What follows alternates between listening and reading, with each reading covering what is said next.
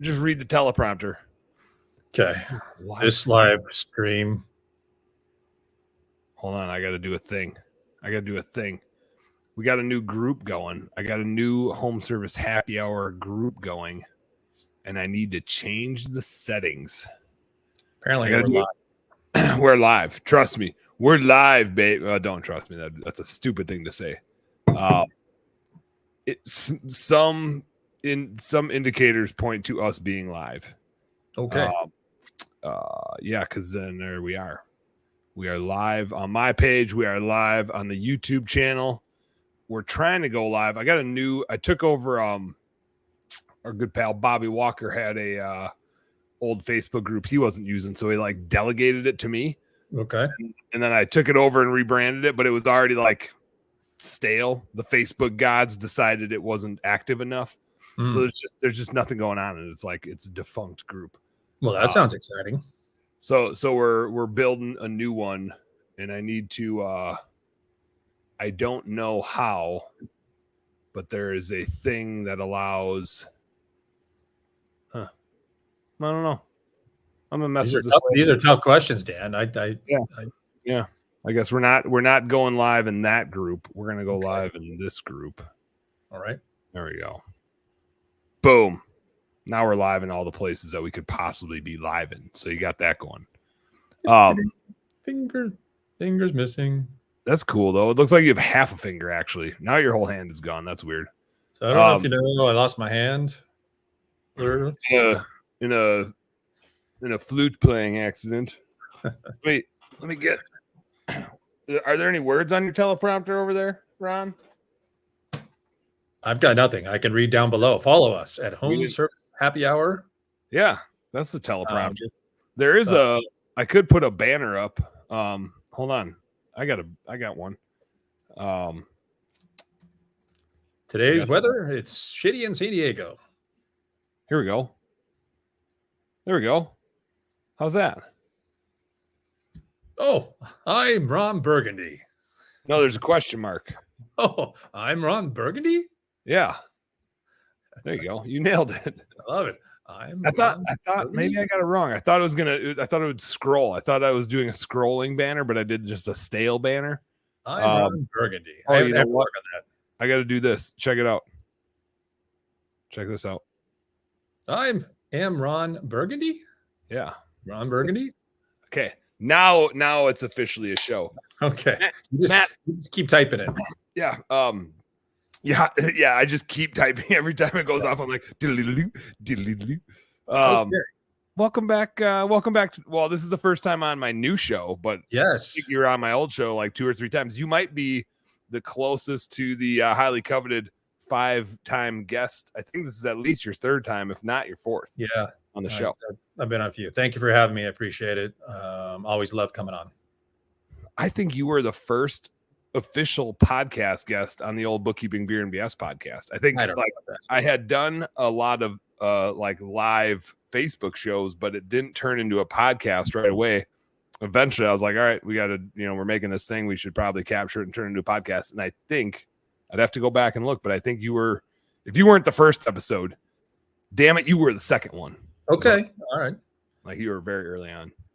Well, I appreciate that and looking forward to blowing this one out of the water. I mean, how many countries are we in right now, you think? I don't know how many you got on that map behind you. Probably 7. There's we have over here. So there's about 4 countries within this region right here. If you follow my hand, it's hot over there. It's yellow, so it's probably hot. Yeah. So over here, if you're looking at here, this is Canada. Down right here. Down there is Canada? I believe it's Canada. Okay. Just south of San Diego. Then we have Mexico.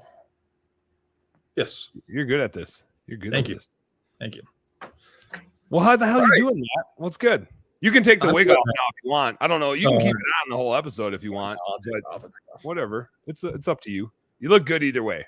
Thanks, buddy. You look a little better one way. I'm just not going to tell you which way that is. You're going to have to figure it out. Awesome. I'll put it back on later. Things are good. Things are busy. Just came out of the season, ramping up for a little show we put on called CLIPA. Very excited about that. Nice little show. I've been MIA for 2 years in a row now, so I'm pretty excited to get back. I'll give you a pass for one of the years you had COVID and your whole family was down for the count. The second year, not sure. I just couldn't you just weren't responding, couldn't get a hold of you. I reached out several times, but that's okay. I was aloof. Welcome back. We're excited to have you and looking forward to it. So I've been working on that. I got a lot of stuff rolling. I'm developing an app right now and about 6 websites. So it's been quite the whirlwind, the last 30, 45 days coming out of the season too. I was gonna say, what's the busier time of year for you? Is it during holiday light season, or is it actually like after holiday light season when you start working on the stuff for the next season? The holiday light season's easy. I was kind of thinking that would be the case. It's after the season. No, the holiday light season's busy. I mean, it's definitely we have that pocket, that window, about 2-week window in November. And being in the Christmas light industry, that's window right there where you're trying to get every single job done.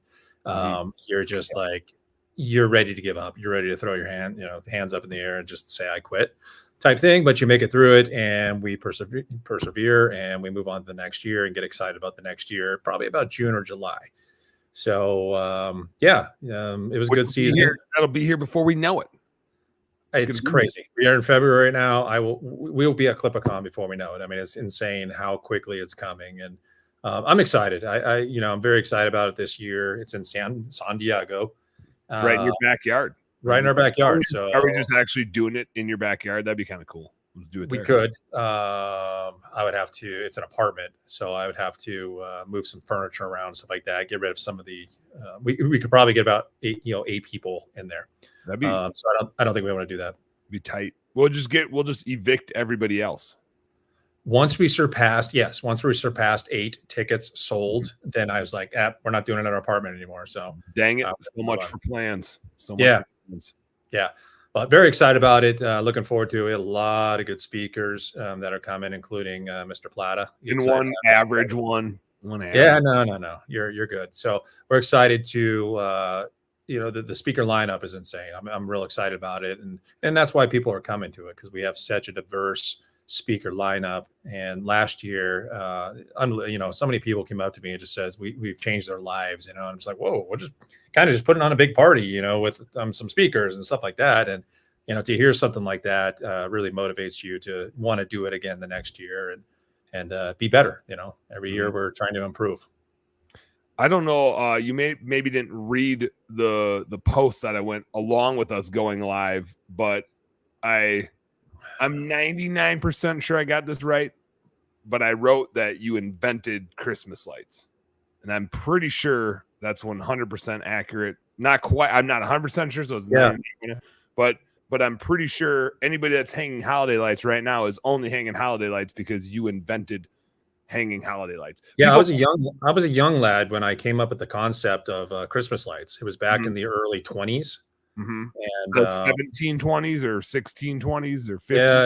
Yeah, God, I can't remember. It was one of those decades. A long time ago. Yeah. No, I'm not anywhere close to inventing Christmas lights.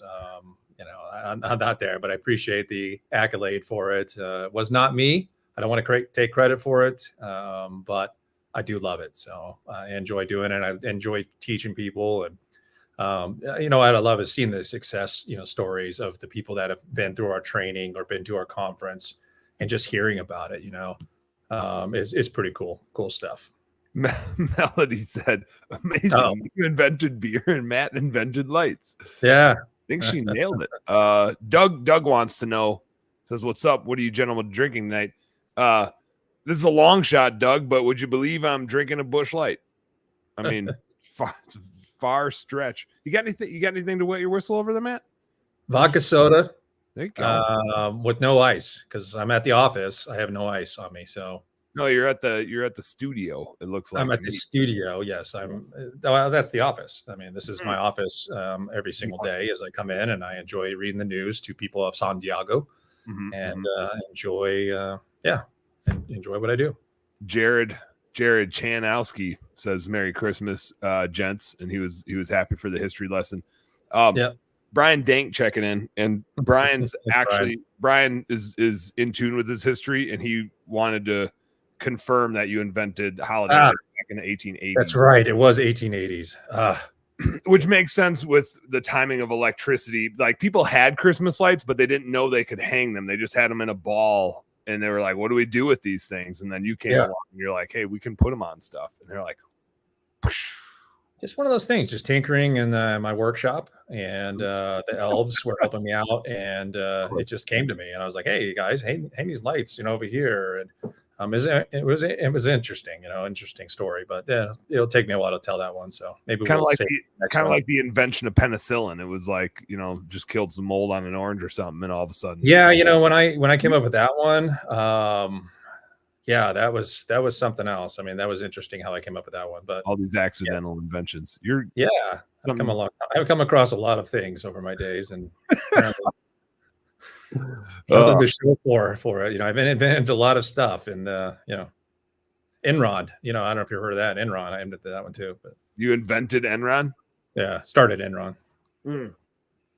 That's a good story too. All for another time. All for another time. Yeah, so but maybe we get something that's true, like CLIPA. We get to CLIPA. I do want to back up a little bit and just talk about where you've come with CLIPA, because I ran into you guys, I think it was New Orleans. Yeah. Huge convention. And I sat wasn't me because I've never been to New Orleans. I'm pretty sure it was New Orleans, and I think it was Ryan up speaking about holiday lights. Yeah, it could be. In that year, we tried to launch it, and we kind of fell on our faces, as I do all the time. Yeah. But that was like my first introduction to it. I think that was 2016, maybe. Yeah, it was probably the birth right around that time. 2017 is really when it started like launching and stuff like that. It was, really it was just started as a Facebook group, just as kind of like installers helping installers. And it just developed and grew over the years. And, it's got, I think, close to 8,000 members, part of the Facebook group itself right now. And we really try to keep it, Christmas light installers or people that are interested in getting in the industry. We try to do our best to weed out, homeowners and things like that, and keep it, pretty pure. Matt, I got to do this before I forget. URL. Commercial break? No, we don't need to do commercial breaks because this isn't a radio show. What I was thinking is I should do this. I should be a good show host, and I should put the URL on the ticker on the bottom. Look at that. /CLIPACon. There you go. Yeah. That's it. That's the URL for anybody that's interested in hanging out with us at CLIPACon. And please note, it does have the HTTPS, so it is a safe site to go to, so you don't have to worry about getting viruses and stuff like that. So is that what that means? Is that why I have so many viruses on my computer? Yes, because you go into websites that don't have that safety precaution. I thought everything was the dark web. Is there a light web? I just assumed the web was all dark. I'm not sure. Not sure about that. No, either. Jairus checking in, says the anchor man is here. Oh, what's up, Jai? I think Burgundy, I might have to make an appearance at CLIPACon. I don't know. We'll see. Yeah, JC pulled this together. He said that's why he invented the penicillin. It was for the viruses. He's an IT guy and a doctor and Santa. I'm excited. I get to hang out with JC, Ryan, and Brett here upcoming in early March. We're all going to Denver to meet and just hang out for Beyond the Bulbs. That's one of our companies we formed together. And it's just kind of a networking group, or I don't want to say it's a coaching group, but opportunity for somebody a mastermind, as they say. Yeah, there you go. So I'm excited to hang out with JC, Brett, and Ryan. So thanks for joining, JC. That's cool. I like that you're here. Looking forward to seeing you. So what has the evolution been? Because you can't turn around in any of our industries. Anybody you talk to is like either is hanging holiday lights or has thought about it and is like ready to pull the trigger. Yeah. Do you have a gauge on the growth of that industry over the last 7-8 years? It's been quite ginormous. I mean, it really has. And, we've trained a lot of people over the years, and people, you're flooding the market type thing. They're going to get in the industry regardless of what they do. JC is actually one of my certified trainers. But we're training people. We like to think the right way, the way that they can be successful.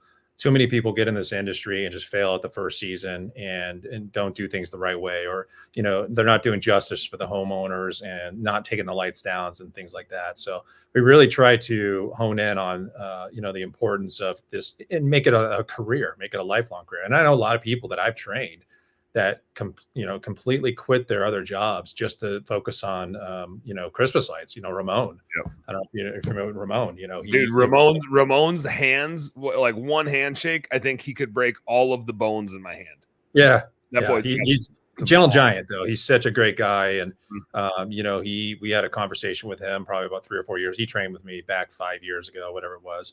And, you know, he ended up quitting his job and becoming a full-fledged, you know, Christmas light, and he's killing it. I mean, you know, he's got a business. He's probably doing over 2 million, you know, this next year. If he didn't do 2 million this year, he'll be doing 2 million next year in Christmas lights. Yeah. You heard me right. Christmas lights. Just Christmas lights. It's bonkers. Literally. So he's phenomenal. He, you know, he's one of my certified trainers as well. So he helps out at the training events and all that stuff. And I'm blessed to have him as part of, you know, CLIPA, and along with the other guys too. Yeah. That support CLIPA and everything we've done over the years. And they know our vision. They know what we're trying to do with CLIPA. And it's exciting to have, you know, that support system around you. You know, my internal staff plus everybody outside. Doug Brown checking in says, I'm ready to pull the trigger on it this year. He's going to be nice, there. Doug. He's going to be there. He says, I want it to fill in our slow winter season. Doug, we've got a lot of trainings coming up. So if you're interested, you know, just hit clipa.com. You'll see our training schedule. I'm not sure where you live, but we have trainings all across the U.S. We're doing residential trainings. We're doing commercial trainings for those people that want to take their Christmas light business to the next level. I actually have one tomorrow, starting tomorrow and Friday here in California. And yeah, we'll be all over the U.S. and hopefully there's a location that's close to you. How many can you rattle off? Like, how many trainings are you doing this year, and what locations you got going on? We got Nashville. We're doing Austin. We're doing Orlando. We're doing Philadelphia. Oh shit! Doug's in Eastern Pennsylvania. There it is, Doug. California twice, and then we're going to be doing did I say Nashville? Oh, Atlanta. I'm sorry, Atlanta. We're doing a commercial and a residential back to back in Atlanta. That's always a popular one. So if you guys ever make it out to Atlanta, it's a real treat to come out to that one. We get Ryan Fox and Brett Madison. They're a couple of my certified trainers. They're out there, and we go to the warehouse and really, you know, tinker with their toys, their lift and all that stuff. And it's just it's an awesome training. So looking forward to that one. How many folks do you think you've trained over the years? Is it, I know it's in the hundreds. Is it in the thousands? Oh yeah. It's probably close to 1,500. Really? Yeah. I've been training for, I mean, since CLIPA was, you know, started, it's 2017, but prior to that, we trained, you know, with my former company, we trained the affiliates in that company as well. Yeah. You know, I wasn't the main, you know, focus of the trainings and stuff like that. I was involved doing the hands-on and stuff like that, but I really stepped in probably about 2020 and just started training, you know, attending all the trainings and stuff like that. So between me and all the, you know, certified trainers, I don't go to all the trainings. We probably trained close to 1,500 people. Brian says, great training. Doug says, definitely going to be checking out that Philly one. Love it. I didn't get to an in-person training. Back in the day, I watched you on a bunch of videos for like 8 hours, and that was how I got trained in it. I just watched videos of you over and over again. I was infatuated. This is how you wrap a tree. I'm going to show you. Here's how you get good spacing, and then let me show you. Yeah, it was good. You take these incandescents and you put together 65 strands, and you'll be good. Yep, just like that. I remember that line exactly. Yeah.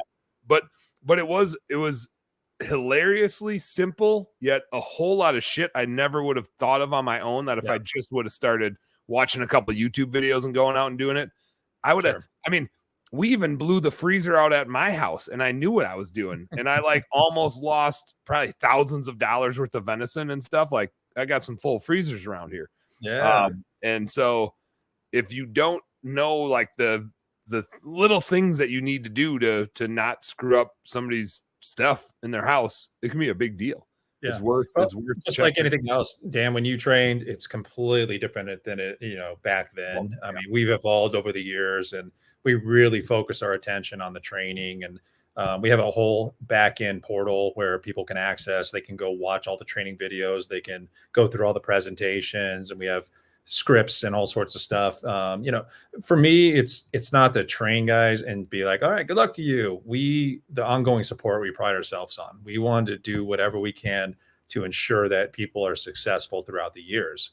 And that's why we continue to offer ongoing support and training, different classes, the commercial, we're doing a multi-season lighting training at CLIPACon, where if you want to expand your regular Christmas lights into, a February, March, April, May, and start doing permanent lighting and things like that, we're doing a training for that.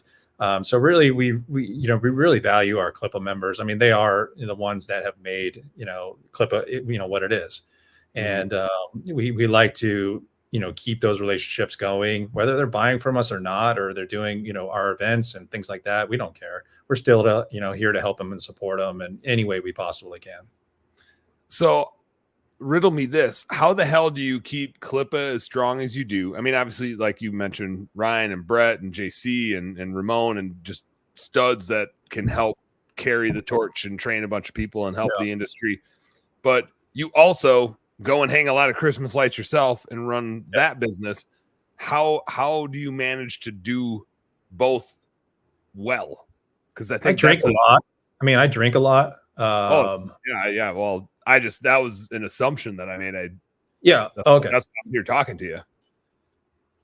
That's all I got. Okay. That's a great strategy. What is it always a vodka soda, or do you mix it up? Then I guess that's the next question. Depends. If I'm trying to lose weight, which I somehow have in my head that helps me lose weight, beer is heavier than, whatever.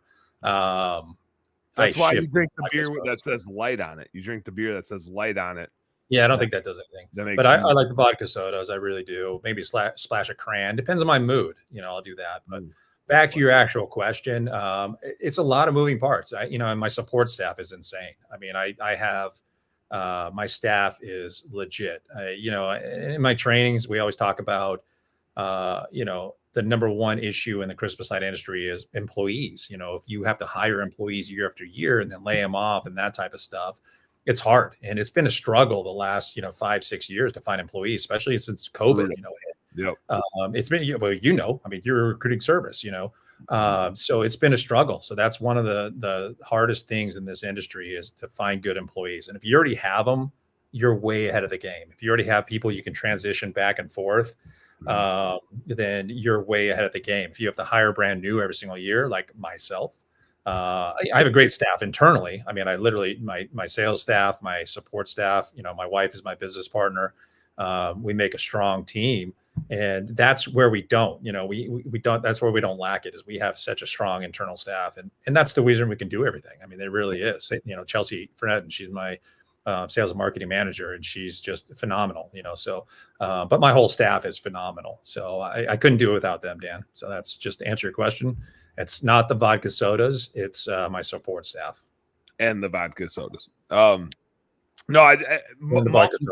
Multiple people are chiming in. Brian had said earlier, unprompted, Matt has the most incredible team. So I threw that up on the screen. Thanks, Brian. And then Nate jumped in. And he said, CLIPA helped elevate our company. Great training. They are an awesome team. Yeah. And I do think that that's one of the things that makes CLIPACon such a fun event too, is your team is fucking awesome. And so and they know all the people, and they treat you like family, right? And they bullshit with you. And it's not just a, hey, come and it's good speakers. You said earlier, good speakers. You're going to learn some stuff, but it's got Christmas is a lot of fun already, but you have such a good team putting on the stuff and the positive vibes that are going on. Yeah. Like if you don't have fun at CLIPACon, there's something wrong with you. Especially in San Diego, man. It's going to be epic this year. I'm excited. Thanks, Nate. I appreciate that. I miss you guys. I haven't talked to you in a while. Hope you guys are doing well. Anyway, that's we're excited for it. Looking forward to this upcoming event in San Diego. I've got to get my Ron Burgundy on. Well, now you took your wig off, so it's probably like you're like out of character now. Yeah, but this year event is going to be so cool, and we actually have for the social event, we're taking a big boat ferry out on the water for 2 hours. Can I bring a fishing pole? You got fishing poles? Sure. I guess I don't know if they'll let you bring it on the boat, but yeah, you can bring it and see. You're right there on the bay, so you might as well, if you want to fish. I'll get like a collapsible one. I'll get like a collapsible one. They won't really see me coming. All of a sudden, I'll whip it out and be like, boop. There you go. Yeah. Yeah, so it's going to be exciting. I'm excited for this big ferry boat. You know, if you're seasick, then you get seasick, don't come out. You're probably not going to join. I mean, it's just the bay. It's not going to be like rocking or anything like that. Well, the party's going to be rocking, but party will be rocking. And pro tip: if you do get seasick, take some Dramamine the day before. Oh, like that's the time to take it. Take like the night before because it's drowsy. So take it before you go to bed the night before, and you'll be fine the next day. This thing is a big ass. It's the Belmont ferry that used to run. I think they said it runs soldiers. Prisoners to Alcatraz. Kind of. It was more like Navy people back and forth from Coronado back and forth, or I don't know what it was. If you look at the history, don't quote me on that. So I'm sure it's wrong, but anyway, it's a pretty cool thing, and looking forward to it. I didn't think about this, but I got this koozie from the software company that I use for my bookkeeping business, and it's like the gal knows I'm a beer drinker and that I got the show and that I'm a deer hunter, so she got me a camo koozie. But it also just has very Christmassy vibes going on. And so anyway, I switched koozies. I had the Rob Anderson, Delmarva. Oh, this always shows up so funny with the. Oh, that's pretty sweet. Yeah. So I had the Rob Anderson. I thought it was a clear koozie. It looked like clear. Kind of like your finger before. Yeah, it's like a translucent koozie. There you go. Yeah, Rob's got some badass translucent koozies. I do, by the way, because everybody's on the edge of their seats. I got a new koozie design coming out here. Check this out. Everybody has to like throw away their old koozies that don't work anymore. And I got to replace them with new, better koozies that work better. And so I'm working on these. Here, we're going to do a little screen share. Get these new koozies out. Okay. There they are. Ooh. That's it. Yeah. Best damn bookkeeping. I have 3 different logos for my business, but they're all really badass. And so I'm just putting different ones on different things. And this one reminds me of like a Mountain Dew logo. And I was like, that'd be cool on a koozie. So we got the Mountain Dew style best damn bookkeeping logo. Making bookkeeping not suck. On my hands. Maybe you'll be handing them out at the CLIPA. There's a really good chance I have some there. You know what else I got? Check this out. I don't know. You probably have seen one of these before. My business card is a bottle opener. Oh yeah, that's pretty sweet. Best damn bookkeeping. Yeah. So we'll be dishing a bunch of those out. Now, where did my credit card go? I don't even carry business cards, so it's just I'm not quite your level. I thought I had a credit card with that, and maybe it just went flying somewhere. Now I'm like nervous I lost my credit card somewhere. I lost my driver's license last week, so that pissed me. Oh, it's probably with my credit card.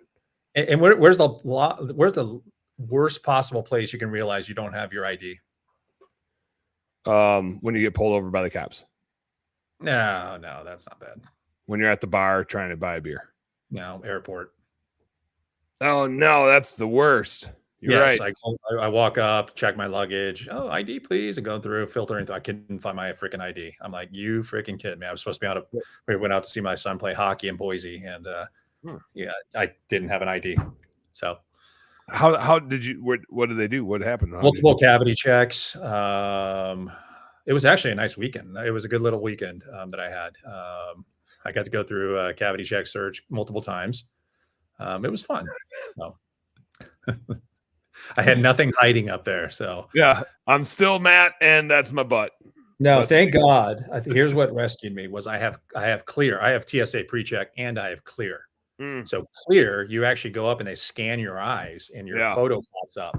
So that was really the only thing that they're like, you have anything else ID wise? I'm like, no, I have like 1,200 credit cards. Does that help you? I've got this. Yeah.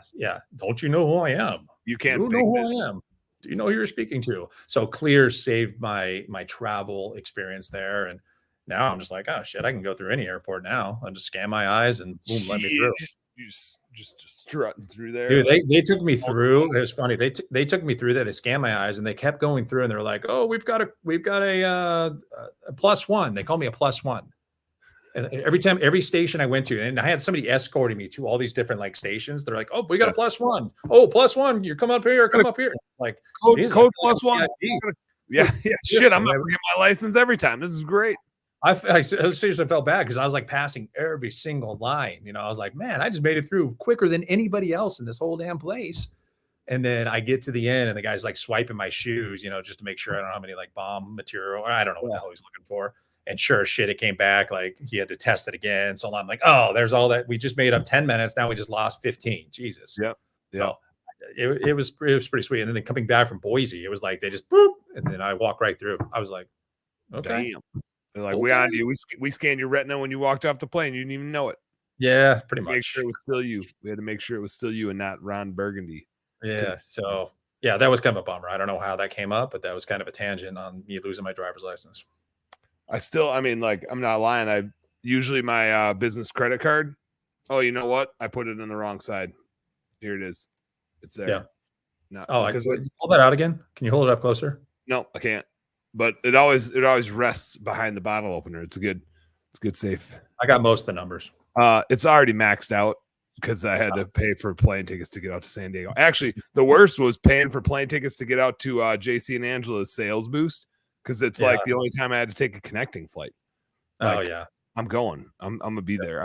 I got to get back on the circuit this year.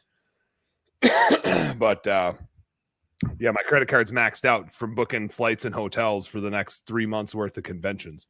I'm getting around. I'm getting around, Matt. Yeah. Well, thank you for booking yours out to San Diego. I'm glad you're coming out and excited to see you there. It's been a while. It's gonna be, Doug did want to know. He said, "Is you got plans for CLIPSCon?" He put an S instead of an A because they're right next to each other on the keyboard. You know. I've got 5. I'm checking out a few places. I like to pick the training locations based on where a potential next stop. It will be somewhere Midwest, East Coast. You know, we will cater to everybody else and help them out because we did go to Vegas last year, and I was being a little stingy this year. Wasn't it Nashville the year before when I was supposed to be there and I couldn't make it? That's right. Yeah, when you backed out and you zoomed in.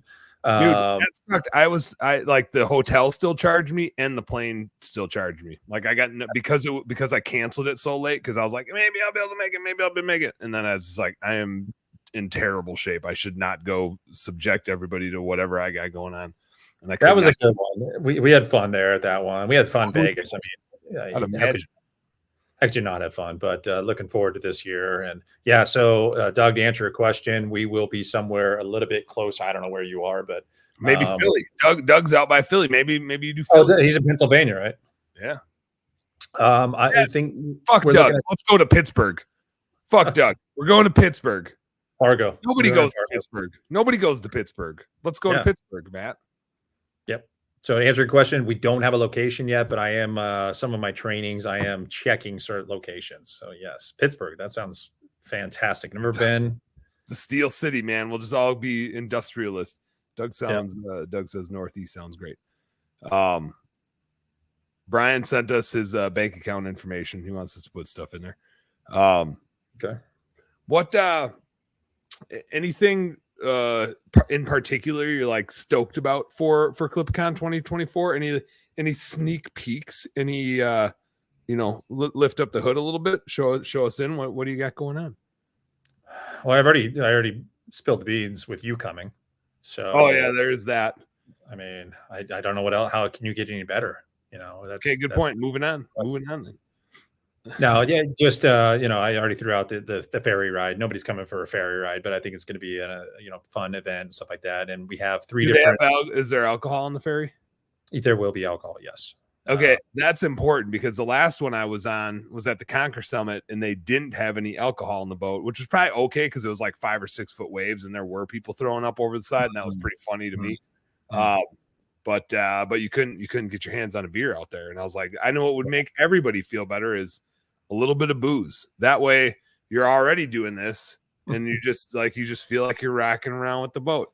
Yeah.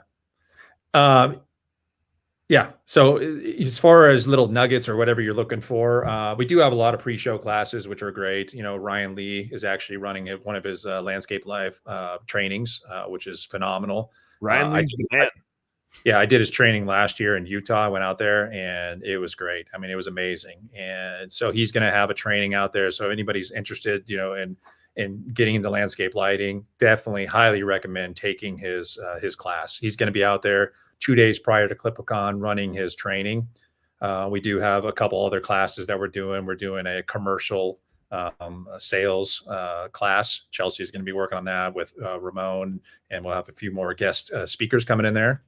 And then we have the multi-seasonal lighting. That's another class we're offering pre-show classes to the to CLIPCon itself. Is that like permanent? Is that more permanent lighting stuff, or what do you mean multi-seasonal lighting? Yeah, multi-seasonal. We like to stay away from permanent lighting. Then people get all up in arms about, oh, contract. You have to be a contractor in order to adhere to a building and all that stuff. So more permanent lighting. We talk about different things, not just roof line lighting. We do talk about different roof line, you know, different methods for stalling on roof lines, different products. And then we also talk about, you know, like mini lights and things like that. There are mini lights that are available that actually are for permanent installs. They grow with the tree. S4 has a product that actually expands with the tree, their expandable line, and it's built and made to be out in the wear and tear. And you have a 3-4 year warranty on it. I don't know if it's 3 or 4.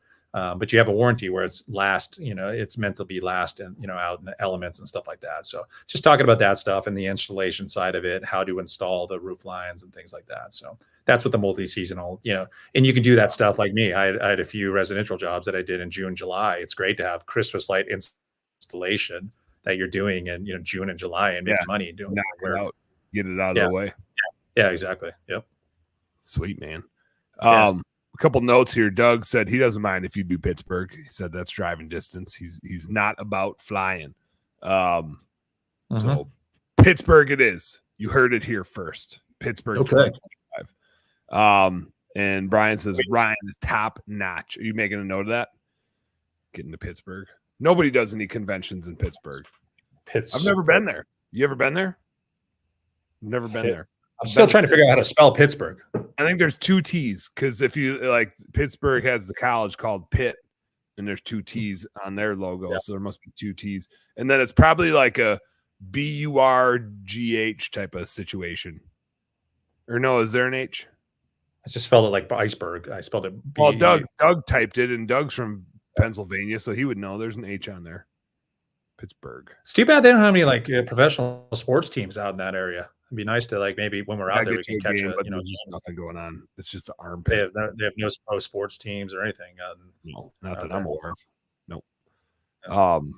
My Packers did beat a team from somewhere out there, but that was back in 2020. I'm a Chargers fan, obviously, so I can't really. There it is. How are you feeling about Harbaugh? Are you pumped, or are you like, oh, we got this weirdo?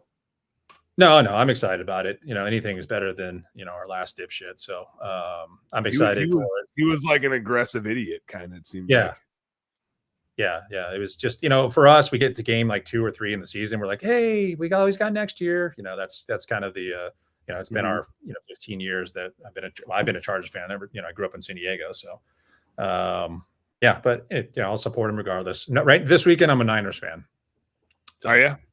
Right. Well, my wife's her and her family are hardcore Niner fan, and I actually have a flag hanging out in front of my house. I bought that for her, and we're going for Niners.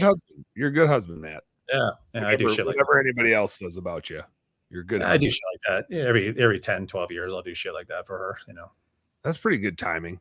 Yeah, just about the time where she's like bitter about you for something. It's almost like once every 10 year of flowers. Hey, I got you a flag.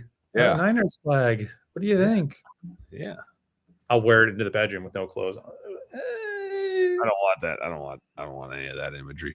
Doug says, let's do the bourbon capital, Kentucky. Kentucky's weird. It's like the bourbon capital, except half the places you can't even drink. I don't understand. It doesn't make any sense to me. I know. Dry counties. He says something about these Pittsburgh Steelers. I thought they were like an AFL team or what the XFL and the USFL combined. And now it's just the I don't think so. I think they're second. You know, in Europe, how they have like the different soccer tiers, like the different tier structure leagues. Yeah, that's probably like Pittsburgh's probably in like the next tier down. Like they're the second tier of the. I like the Steelers. I don't like their coach. You know, I'm not a fan of them. So you're not a Tomlinson fan. No, they got the Penguins. You know, ice hockey. I love the Penguins. You know, Crosby. Big hockey fan. But you are a big hockey fan. Yeah, I am. Speaking of hockey, you mentioned going to Idaho. What's your boy doing? What's he playing? He plays for Boise State, and you can't see in my background here. Actually, I took it down. It was hanging up here by the clocks earlier. Oh yeah, okay, yeah. Wherever your finger. So weird to figure out. Like a lot of things going on behind you. Even when you like cover one thing up, then the CLIPA logo shows up or something else shows up. Oh, you're multifaceted. You got. Yeah. Oh, you see that? It's like a watermark. It's like a watermark. Yeah. Like a really high quality fake ID. Yeah. So he plays for Boise State hockey. So we were going up there. They had a game, 2 games not this last weekend, the weekend before. They do it for Meals on Wheels. It's a charity event. Support hunger and stuff like that. So big event. They do it in the stadium. They had like 3,500 people, you know, at the event, and it's just really fun to watch. So we go up there every year to watch that game. But yeah, Boise State. He's a junior. There you go. Where's hockey on the list of priorities for him? Is he like a lifer? No. I don't know anything about college hockey. Like what's the path for them to go pro? What do they do? I mean, like most college athletes don't obviously go pro in their thing, but what's his plan? He's just focused on school. He understands, you know, school or hockey for him is just fun for now. You know, he enjoys it. He enjoys playing. He's a real good player. But it's focused on school and getting through college and graduating next year. So I'm looking forward to it. He's on the path to graduate next year. So, excited for that. So you got a degree in holiday light sales, holiday light installs. What do you go to school for? I had him go to class. He's taking installs 101, which is a major class up there at Boise. Yeah. And then wiring 202, which is that's a good one. I don't know what else I got for you. No, he's going to school for communications. He's got a communications major. He was a business major. He switched it up, and he's going to communications. So communicating is important. I would say communications is actually the most important part of business. Yeah. So he probably did a better job of focusing on something useful. He will sell anything. I mean, he's a car. I thought he was gonna be a car salesman or attorney, and he still may turn out that way. He's just he will sell anything to you. He tries to buy, you know, sell me on buying him a watch and all that fun stuff. Dad, you know, all this stuff. So, he's actually got a watch in the mix here. You know, we gave him if you make the dean's list this semester, then we'll get you a watch. So I'm sure he did sell you on it. Sounds like he sold. You know, he didn't sell me, Dan. He sold my wife. Let's be real. Yeah, let's call it what it is. This apparently has been going for a while. I just found out about it last week, and I'm like, oh, you did you? So, okay. But that's the mark of a good salesperson. He knew where to go. He knew who the right customer was to get what he needed. He knew who the sucker was. Yes, because he knew Dad would be like, no. Yeah, you got to know where to, like, if you're out selling, you got to get your conversion. You got to know where to go. You got to know who the decision maker is and who's the one that's going to say yes. So he's good. That's right. And he knows who it is in certain instances. So they work. Your household sounds kind of similar to mine. My kids are just like, don't go to Dad. He's going to say no matter what it is. Like, for sure, if we want something, we should go to Mom. If she's not available, we better start sucking up to Dad. So the minute they start being nice and cleaning stuff, I'm just like, what do you guys want? Yeah. What'd you do? I'm on to something. Why are you being nice to me? I don't understand. So yeah. Mine are old. I've been through all that stuff. My oldest is 23, I think. Something like that. Yeah, 23. No, she'll be. God, what year are we? Oh, she'll be 24 this year. 24. I'm a grandfather. So your grandpa Matt now. Grandpa Matt. I got a 5-month-old grandchild. He's amazing. I love it. My son will be 21 this year, and then my daughter will be 18. So I got a lot of like milestones this year, and I'll be 50 this year. Damn, Grandpa Matt turning 50. Ooh, gives me the chills. My dad used to say, my I got a nephew that's 10, 11, 12, somewhere in the 10, 11, 12 range. Yeah. And when he was born, my dad was like, oh, this kind of sucks. Because like now I'm sleeping with a grandma. And I was like, Dad, don't tell me that, but that's pretty funny. Like that's a joke. Appreciate it. It's disgusting, and I appreciate your sense of humor. Yeah. Yeah. So this is the big 5-0 for me. I like to think that I'm just turning the back 9, but I feel like I've been on the back 9 for a little bit. But we'll see. We'll see what happens. I'm pushing the 4-0. I'm not quite the 4-0, but I'm pushing it. And I can tell mostly when I exercise or do movements that some would think I'm having a seizure, and someone would be like, I think that guy's trying to exercise. Like whenever I'm doing something like that, I'm just like, oh, feeling it. You on your what do they call it? The Brebaton or whatever. The elliptical, the Peloton. I probably should. I think I probably beat the shit out of my joints too much. I probably do need to do something like that. But instead, I'm a sucker for fresh air, so I go out and run and just pound my knees into the pavement because I'm like built like a sprinter. Yeah. But so when JC's like, let's do a 5K, I'm like, yeah, me and my 5'10" stocky body, like I'll do, however many 100-yard sprints that is. I'm not built for distance, but I ran my first 5K. I ran my first marathon, not a marathon, but a 5K. Those are very different things. You know that, right? No, this was not a 5. This was was it a 5K? No, it was a half. It was a half. A half marathon? Oh no, that would be a 13, right?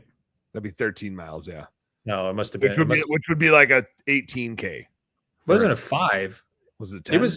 It was 6 miles. It was. That's like probably like a 10K. 10K. It was a 10. Yeah. I don't know. It was 10K. So I did a 10K for the first time ever. Yeah. And I was pretty proud. I did pretty good. I finished under an hour, which is pretty impressive for me. Oh hell yeah! Really excited about that. Yeah. Way to go. 58 minutes. It was like 58:24. Yeah. Dang. Where was that? Did you go streaking around the quad?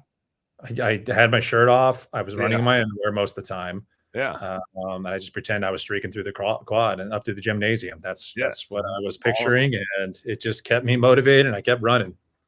The quad's farther away than I thought. And then I pictured I was on fire. I'm on fire. Yeah. I'm on fire.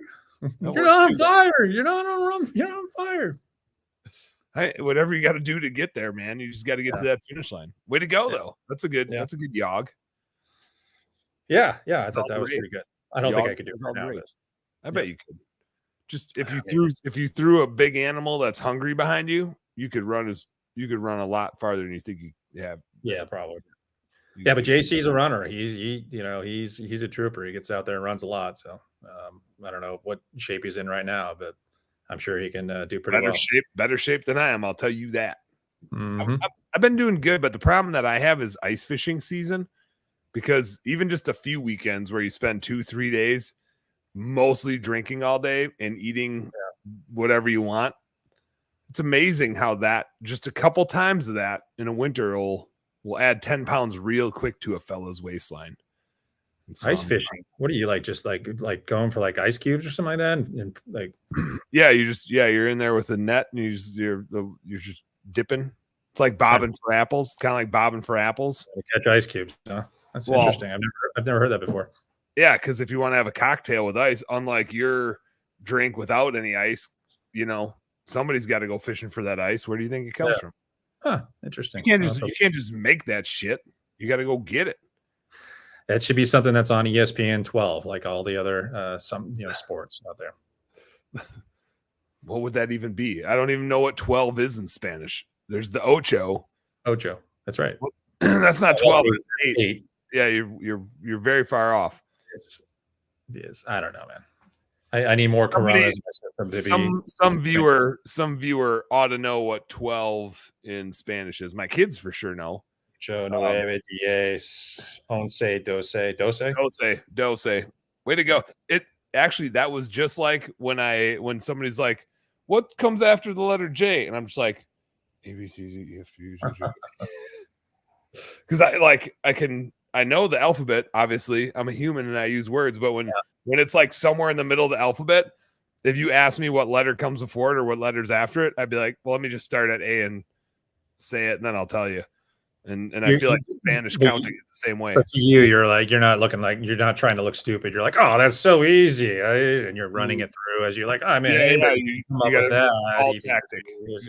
That's you the P. You're on to me. Damn it. Yeah.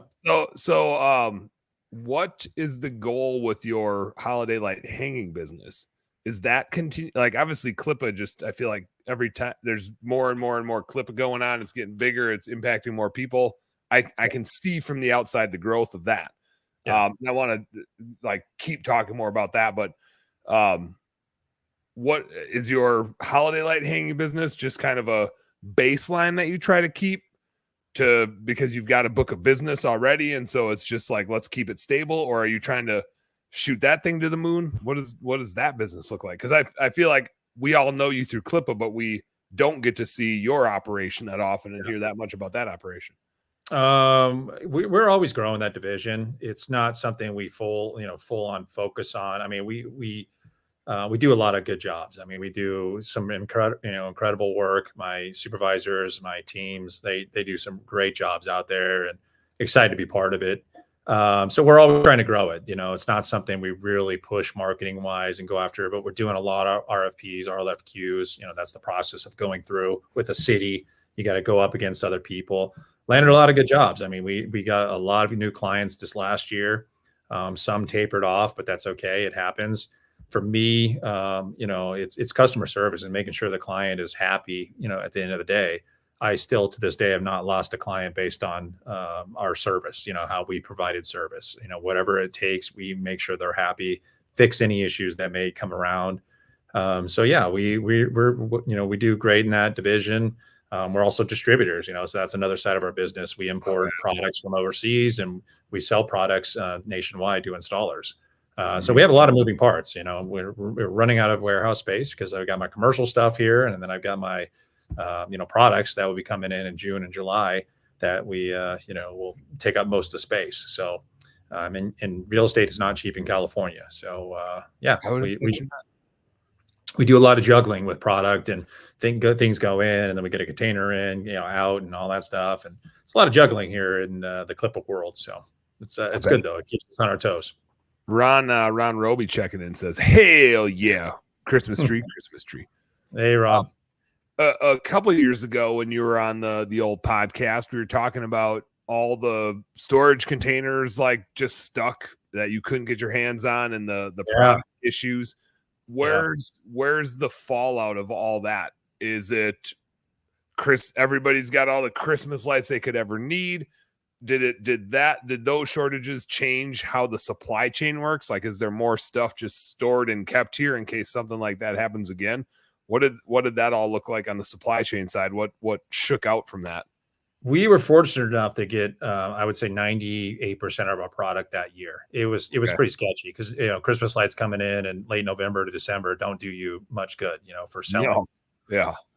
So we were fortunate that year. It was pretty sketchy. And a lot of that was just the container cost and trying to get your hands on containers. When I first started doing this, we would order our product in probably like May, June, July, and we would get it for the season. So it was plenty of time. I order all my stuff in November, December. Like everything's already ordered, all my products. So that's something you had to do. You had to adjust to the system and be like, well, I'm not going to get in a position where I don't have a container that's coming in October, November. Ron can attest to this. He imports lights too. But that's something we had to adjust to. And, the container costs back, it was 2020, whatever, the COVID years and stuff like that, when we were having those issues. Containers prior to that would cost us, just the container, not duties and all that fun stuff, $2,500 for a container, a 40-foot container. Yeah. They went up that year. $26,000 is what I paid for just the container itself, because there was such a shortage in containers. And that's, it's like, well, we're charging it because we can do it, type thing. Yep. It's come down since then. It's way less. It's back to almost normal, Oh, really? It came down that much back? Oh, yeah. You're looking at $2,500 now for the container, not duties, not, taxes and all that shit. But just the container alone is dropped big time. But that 1 year, it was scary. And that, a lot of that product was already pre-sold. So we had to make a decision as a company: is do we go to our clients or the people we sold it to and tell them like, oh, by the way, we didn't realize this fee was going to be there, so we have to boost your price. We didn't do it. We didn't want to do it. So we just ate it. That was a year of just eating a lot of, profit margin. Yeah. Cause it wasn't their fault. It was something that we didn't see coming. It wasn't our fault either. And anybody that's a distributor, they went through that time period. They understand what I'm talking about. But some people passed it on to their clients, and we didn't do it. We just refrained from doing that, and we ate it. So that was a less profitable year, obviously, because we had to eat those container costs. 26,000 times 3 or 4. That's a lot. Yeah, tax write-off, baby. I always think it's funny when people are like, "Oh, it's fine, it's a write-off." I'm like, "Yeah, but that means you're losing money." Like that's the same as I can't say like when my wife goes shopping, because my wife is not a shopper at all. But if somebody's spouse shops a lot and declares, I saved this much money, that means you spent all of the money that you spent to save. Like you're going broke saving money. When you declare something, it's like, it's cool, it's a write-off. Like that's just going broke saving money is all that is. That's correct. Yeah. That's all. It doesn't make sense to me, but if it makes them feel better, then so be it. we have a nerdy accounting question here. Justin Barnes checking in says, didn't know you were doing a live. He was trying to call. I wasn't even looking at my phone. It says, do you offer tax services? Here's the thing that I have found. The quick answer is no. And the reason why, I'm not a tax guy, but bookkeeping and taxes are two different things. That's like Christmas lights and landscape lighting. Yeah. Not that you couldn't do both, but the skill set is different and the purpose is different. Sure.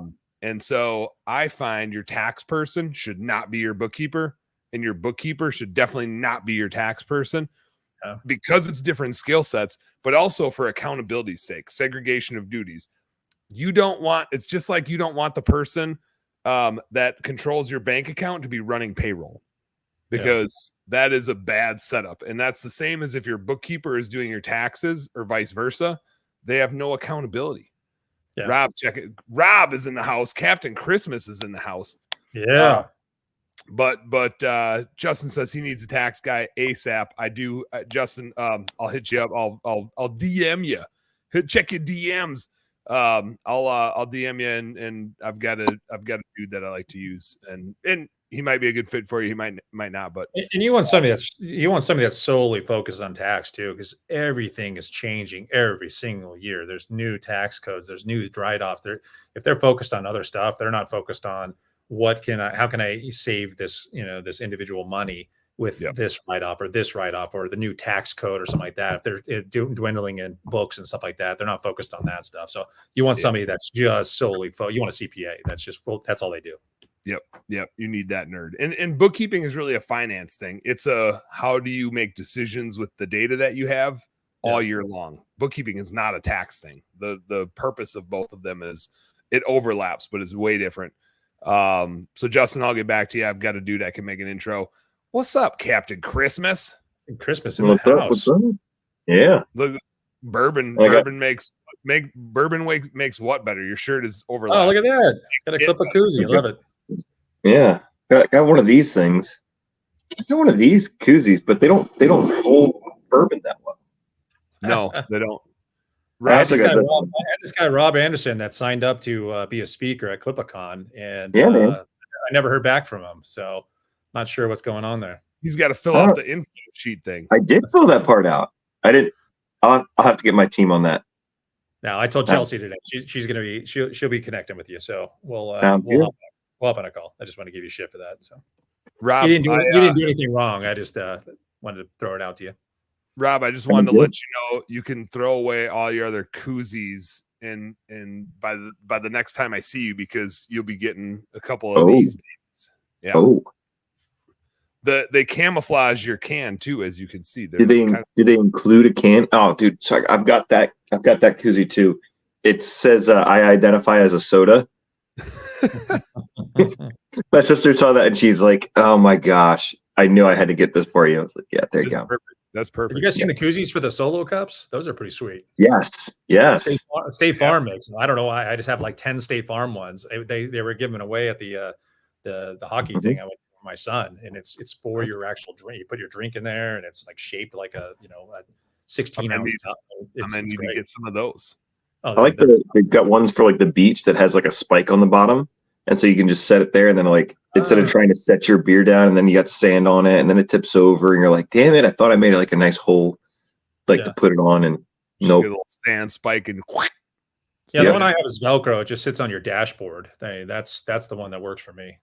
I have 2 koozies at my desk. One is this clear one. He's got the clear one. This is a see-through one that I got. That one's pretty sick. Oh, that's pretty sexy. And then I got this one with handles on it. That's like a little jacket. That's pretty sweet. It's got a camouflage. It's got like a camouflagey Christmas jacket. I should talk to the Tipsy Elves. Yeah, we're working on Tipsy Elves. You ever heard of them? Yeah. No, they sound cool. They're the ones that make those jackets. You see those jackets that everybody's wearing for Christmas, and it's just full on like decorating. So I'm working on getting them at CLIPA, but I've got a promo code for them, so I should get them to make some of those koozies. Is the promo code JC buys a lot of their stuff? No, but it's a 20% promo code. So if anybody wants to buy a jacket or any of their stuff, they got like snowsuits now, and it's quite the story, those guys. So I'm trying to get them to come to ClipCon so they'll have a booth there, but we'll see. I'm in the works right now. They're in San Diego, so I'm like, why would you not come? Oh, that'd be perfect. That'd be perfect. Yeah. I need to. I'm gonna if I have your permission on this, Matt. Yeah. I wasn't gonna get a booth, but I think I am gonna get a booth and share it with my higher lead chill homies, and probably call us out because I think Michael Gregory's like right in your neck of the woods. So that's our like we should support Matt with a booth, and then I'll have a place to set my beer. Let me just get that straight. You're going to support me with a booth by getting like 12 people together to share the booth? Yeah. Because we're all in cahoots. 12 different companies. Like, okay. I want to make sure I heard that correctly. Oh, sweet. 3, but otherwise none of us were going to buy a booth. And so this way somebody's buying a booth and I have a spot to set beers down. Oh boy, awesome. That was my strategy. The spot to set the beers down is my backpack. That's always been the way. That is the way. Yeah. That is a good way. Although last time I was hauling beers around in a backpack, you took beers out of it and drank 2 at a time right in front of me while you unveiled your shirt that said you can drink more beer than Dan Plata, which I think you can. I don't disagree with that shirt. It just caught me by surprise. Yeah, so Dan, a lot of people don't know. I don't know if a lot of people that have seen you speak know that you do what in the beginning? You crack a beer, right?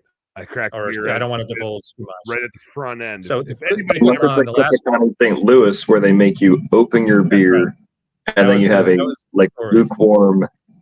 Yeah. So they forced you at the rest or wherever you bought it from, and you had to walk all through St. Louis with an open beer, or I don't know where you got it. I tried to like have them open it so they go, but not actually like. So I put it in like the side sleeve of my backpack, and it still sloshed around and got beer all over my backpack. So my backpack was still pretty wet. And so then it was flat and warm. I mean, it wasn't like warm. By the end of the hour of talking, it was warm. Like the last swig was just kind of like this is not that enjoyable, like a flat, warm Busch Light. But you got to stick to your gimmick, And you had to do your fake crack open, like. Oh, especially with that one. Nobody noticed that, right? Nobody noticed that was fake. Yeah. Well, hey, maybe this time I'll be in front of it enough to just have all the beers that I need without having to be dependent on buying one on the way. But this is your boy that shows up and stands in for you when you don't make it, when you cancel on us. So thanks, Rob. Rob's like my ventriloquist. He just sits there like a Dan dummy, just numbers. That was like, I'm so sick that I'll have to stay home, but I'm gonna have 2 beers remotely while Rob tries to give my presentation. It worked. Yeah. I'm just glad I was like upright for that. I was in a bad spot the day before. Like when I was supposed to be flying down, I was awful. If I remember correctly, Rob had his Birkenstock on. He was dressed. He was dressed. He was ready to go. Always. I trust in Rob. I have definitely installed Christmas lights many a time in my Birkenstocks. Yeah. And I've up on my own roof. You did great. I appreciate you jumping in and saving the day when Plata couldn't be there.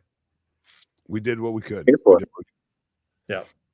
But Marty hates this about me, my wife. She, like, when she gets sick, she's down and out. Like, she's in bed for 2 days. When I get sick, I'm like, I'm going to go for a run and drink some beers, and I'm going to act like I'm not. I'm just going to burn this thing down. Mm-hmm. Like, and sometimes that's not a good call, but it's always like a mental thing with me. Like, if I can mentally behave like I'm not sick, I'll power through it. And so, like, it pained me to not come, not because I missed you guys, but because it cost me like $2,000.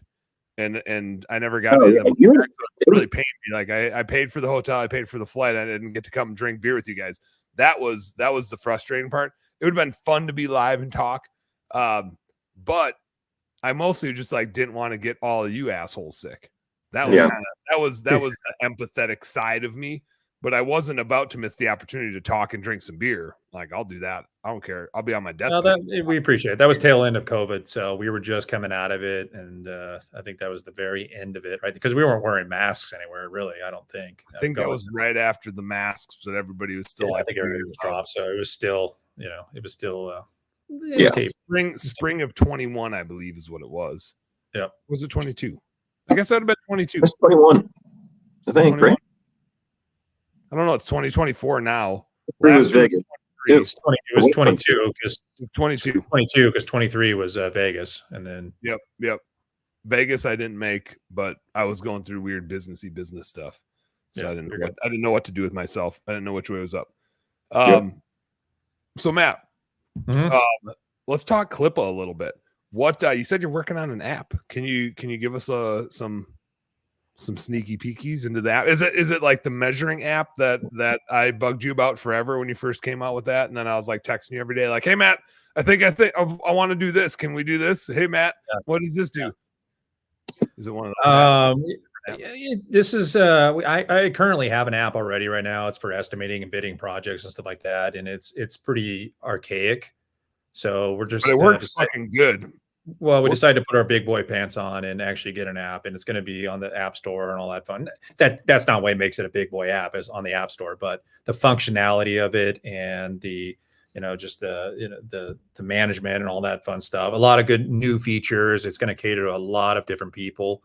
The way it calculates and stuff like that. You're going to have an option of how you want it to calculate. It's going to cater to anybody that's uses their per foot price and all that stuff. And then anybody else that wants to use our formulas, you can go either route with it. So a lot of neat stuff going on with it. So we're working on just revamping it and making it better.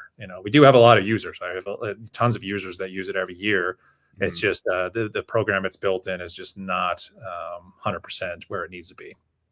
I did. So, that was like the lifesaver for me when I first got into holiday lights, because I didn't know.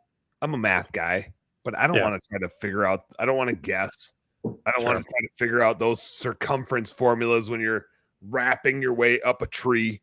It's like, it's just not, it's just, I'm just not having it. I was all about the app, and it was a lifesaver for me. Quoting bigger. Oh, I'm glad you enjoyed it, but it needs a lot of work. So we're looking at completely revamping it. And I've got some other stuff I'm focused on, potentially launching this year as far as apps and stuff like that. So looking forward to it. We'll see if they come to fruition, but I've got some cool ideas, and that's going to help, in any service related business. And it's just, it's time for put it together and develop it and all that fun stuff. So we'll see, but the estimating app we're definitely working on, that will be launched this year.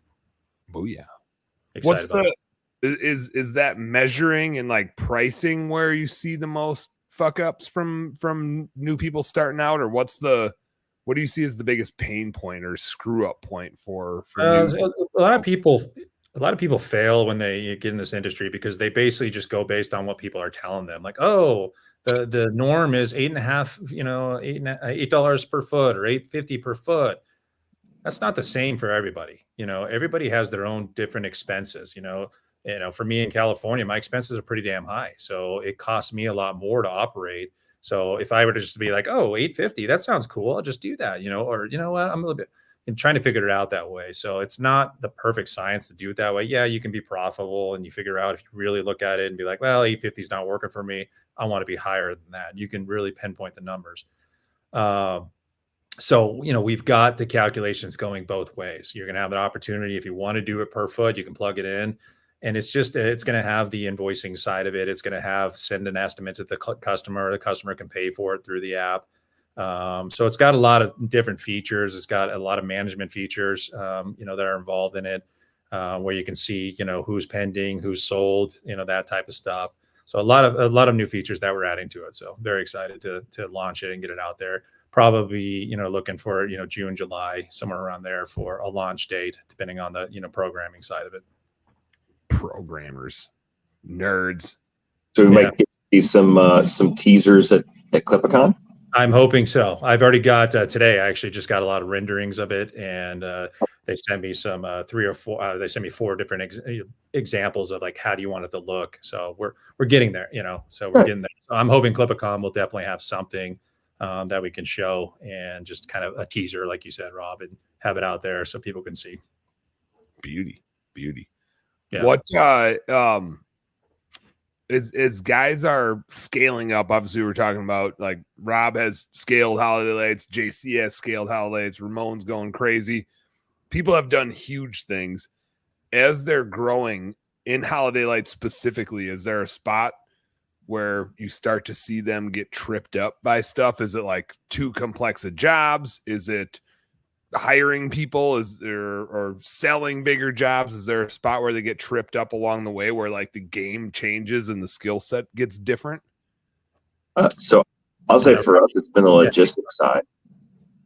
I feel like as we've tried to grow this bigger and bigger, having more crews, more reinstalls, offering more options has like made it not just a matter of, hey, Dan sold this person on these lights, let's go put lights up. And now it's like we're trying to make it everything is simplified. Like, here's a drawing, here's a digital rendering, here's a video to watch of where to put the lights, here's all the zip ties, and like it still becomes like, I don't know, you get more moving parts. That's where we run into the issues.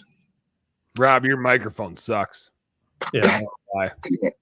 I think with that, that's a great point right there. But I think with a lot of the systems these days, like the company cams and things like the programs they have available out there, have made it a lot easier for you to maintain that stuff. Yeah, it is strong as you grow and stuff like that.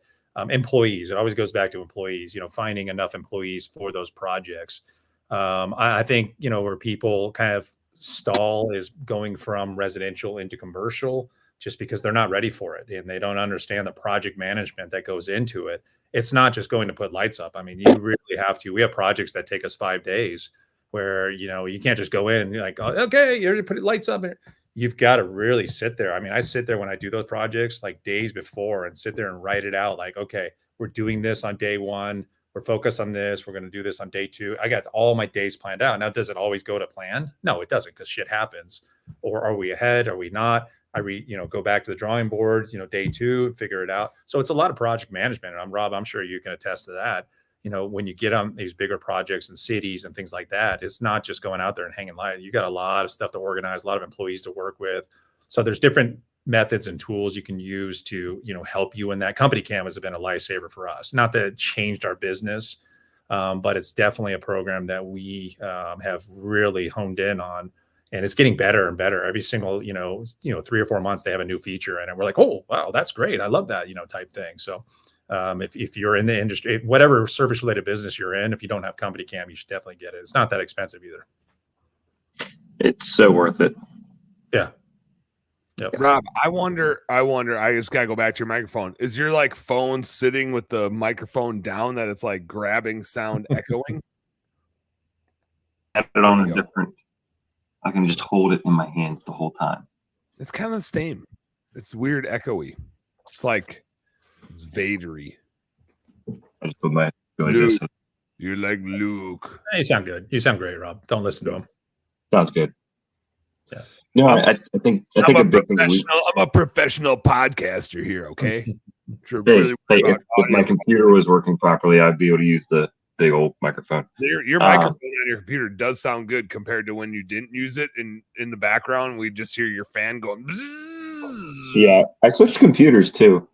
I'll say a big thing for us too is granted, people who know me know the whole turnover situation, but like it's crazy the difference that just a couple, like we had one guy, he left and moved out of Virginia Beach and came back for like 9 days and was like, "Hey Rob, can I like work for 9 days?" Like, sure, you installed last year. Let's find all the jobs that are on the schedule that you installed last year and just here you go, do this bin instead of like, I need to follow instructions. You just look at it and you're like, oh yeah, this is what I did last time. And so like that's a huge game changer. The more people that you have that are still around that know what they're doing. I have to agree with him. That was a very good point. Nice microphone work there, Matt. It's very, very special of you. Yeah. I've got this one too, which I don't looks like it's not connected. They look like they're not connected to anything. No, they're not connected at all. They're sitting in my drawer. I don't use them. So yeah. I have this microphone, which I am using right now, and you can tell because of the way that it is. That's nice. But then I also have this one that looks the R2D2 sitting over here that I usually just use for Zoom calls. Yeah. I got a microphone. There's a couple disconnected. I got a graveyard like you could do too, just because I bought shit because I'm an idiot. Yeah. Well, nobody's disagreeing with you. Yeah. Rob, to that point, that the sending the same person back, I was having that conversation with somebody today because I think that's a really important thing that I realized with bookkeeping is how painful it is when clients have to switch their bookkeeper. And I actually like redesigned this bookkeeping business specifically for that thing. Is we need to make sure clients don't get new bookkeepers. Like they need the same bookkeeper. Yeah. And so I've redesigned my business literally around that because of how much more efficient the employee is when they go back to the same place, but also the customer appreciates having the same person back, right? And we knew that from our maid service businesses that we used to run. Mrs. Jones wants that same cleaner back every time. And that same cleaner would normally, unless Mrs. Jones is a crazy bitch, that same cleaner normally wants to go back to Mrs. Jones's house because once you know that house, you could clean it with a blindfold on. Yeah. You're so much more efficient. You know all the nooks and crannies and where to look and whatever, and you can get out of there faster and you can do a better job.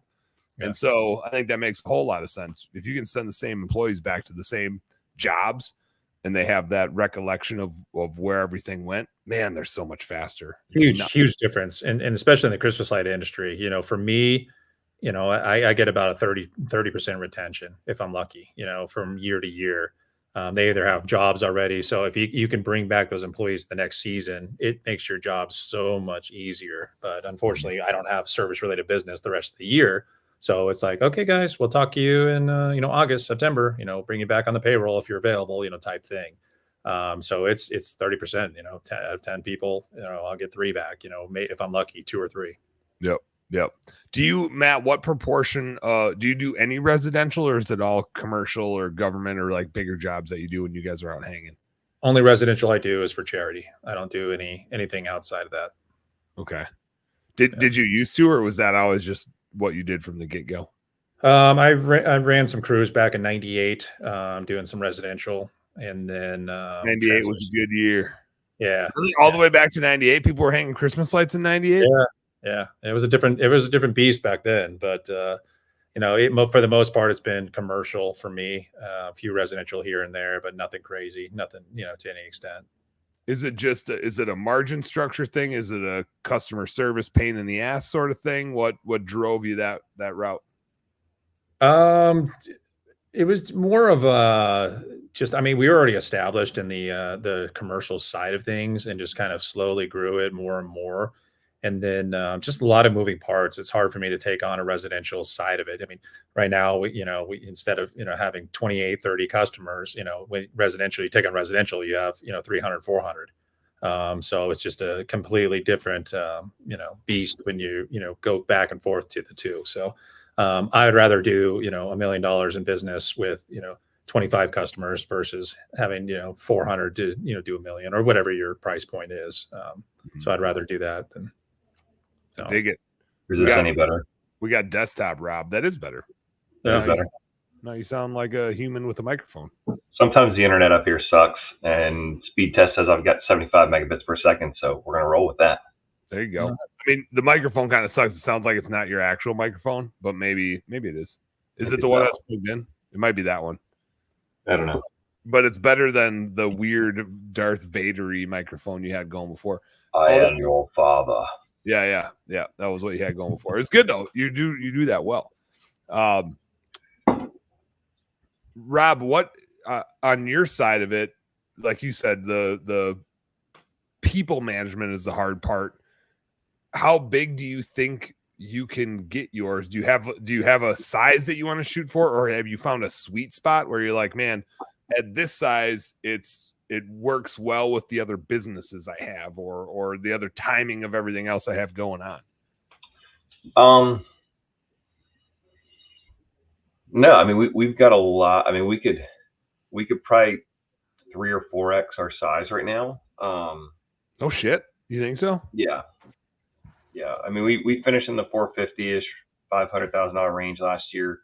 We had a lot of people that didn't renew but didn't install. Like they didn't cheat on us and go like to another client. Yeah, it was like or another company. And we've got that you were like driving around the neighborhoods like, oh yeah.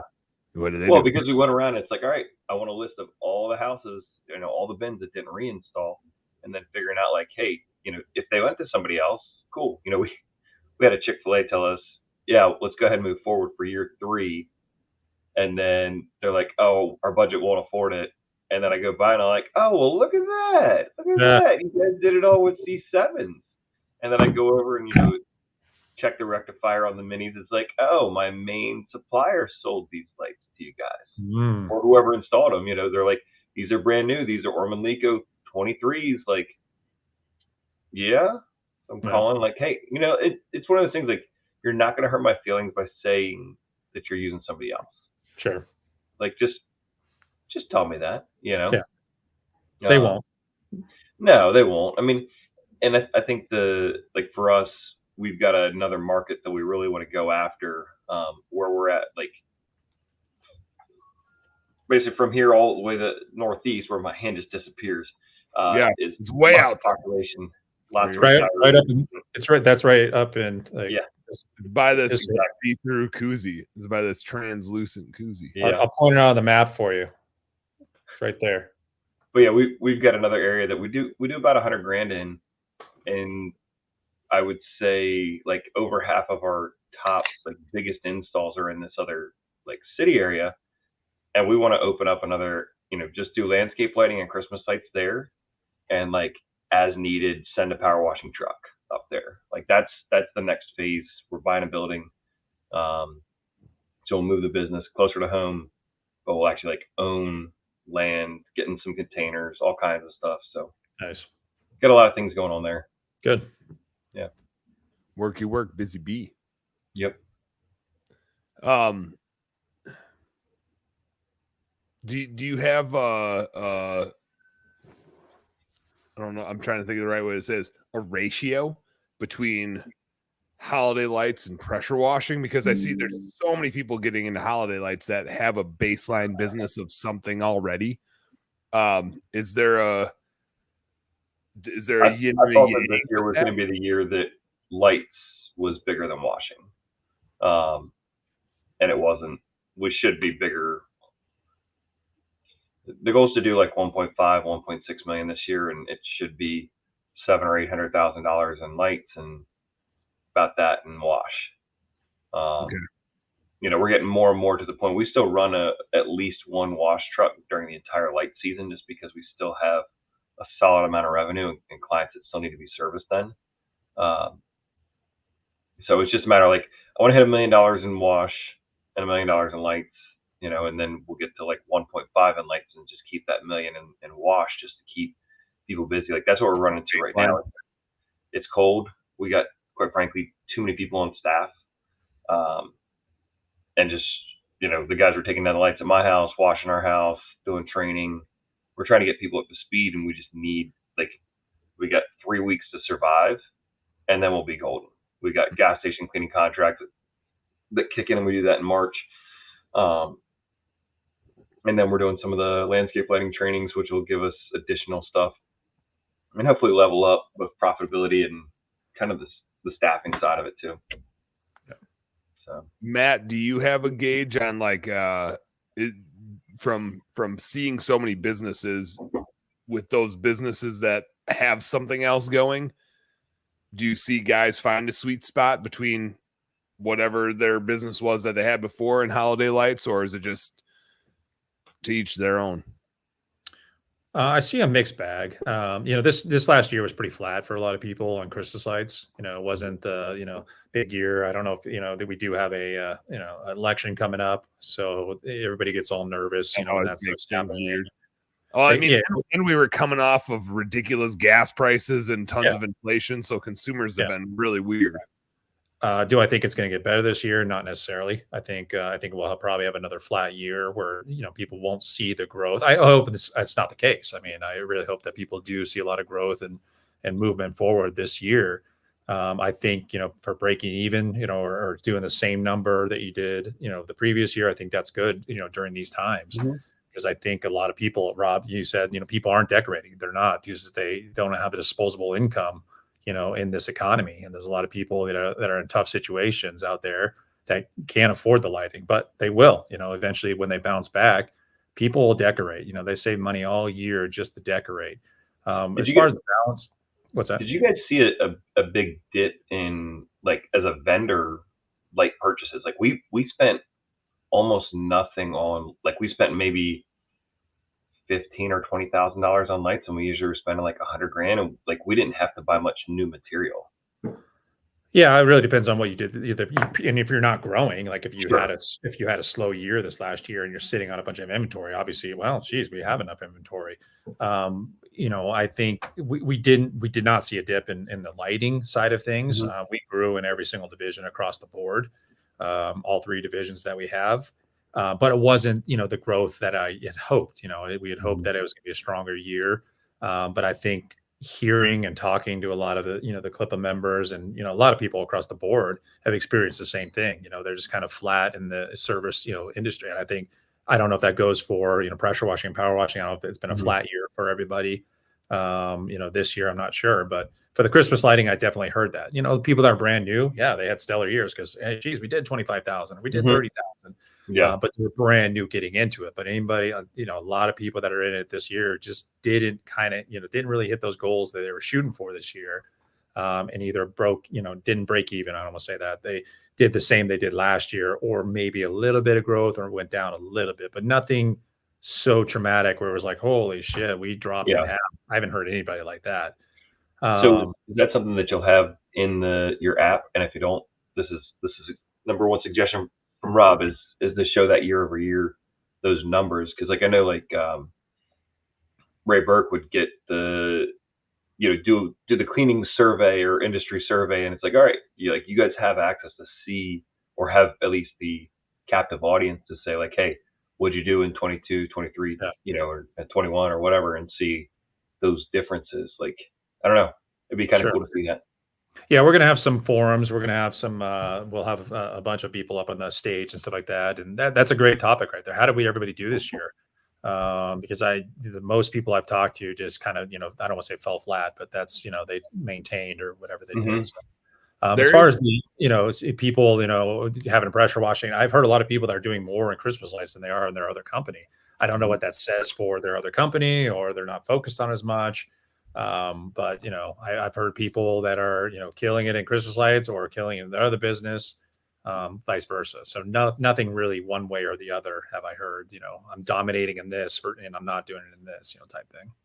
There is a weird silver lining in holiday lights, which is, and Rob, you maybe didn't have this with people not renewing as much, and maybe you had as many new customers in, but even if your revenue flatlines in holiday lights, because you would generally have more repeat, it's like a percentage, you'd have more repeat clients. Because I get so many of these questions with bookkeeping. Is like, what margin can I expect in holiday lights? And I'm like, man, are you talking year 1, year 2, year 3, or year 4? Because year 1, like, not great, because you're going to be buying all the supplies and you're going to be setting up your infrastructure, and it depends how like Depends if you already have infrastructure or if you're small enough and you don't even need it. Your margin structure is going to be way different, but you're going to be buying 30%-ish of that revenue is going to go to the supplies. In year 2, like probably less than 5%, because you might just have some broken clips to replace, right? And so the silver lining of things slowing down is you maybe have less new clients, but even if your revenue is the same, you're probably more profitable because more of those clients are repeat clients, and those are that's where you make the money. You don't make the money in year 1, you make the money in year 2, and then you make a lot more money in year 3, and you make a shitload more money in year 4. Yeah, we had a lot of, with those non-renewing clients, we had one of our biggest clients, they installed, I think they installed Govee, or some other RGB permanent thing. It looks horrible in the house, and it's clearly not Christmas lights, but we took all of their red and white lights and decorated a Hampton Inn. Yeah. And that ended up, it was fantastic, because it's like we literally just shifted those lights, and that's the beauty. And for anybody unsure about selling versus leasing, that lease model is fantastic, because then we just literally took all free product and installed it on this hotel, and it was like an $8,000 project. Yeah, like it was awesome. Yeah, it changes the margin structure a shitload. 80% margin your first year, because you're repurposing those lights and using it. We do it all the time, for projects that if they don't renew, we take that garland or those wreaths, and we'll lease them out to the next client as long as they look good. We'll repurpose them, refurbish them and stuff, before the season hits, just to make sure, sure they look nice. But yeah, the leasing model, I've had a lot of people in our trainings that we explain it, the difference between the two, and they're like, oh geez, I'm switching. I've been selling all the time on a switch, and I don't advise somebody to just go in and turn everybody into a leasing model, but at least your new clients, you can at least start, transitioning them into a leasing model, and then maybe, start turning your other ones into the leasing model. I generally see most from a nerdy bookkeeping perspective, most people that I work with are doing some sort of leasing model. Matt, do you have a gauge on, like, is that 75% of people doing it that way? Is it 50%? Is it 90%?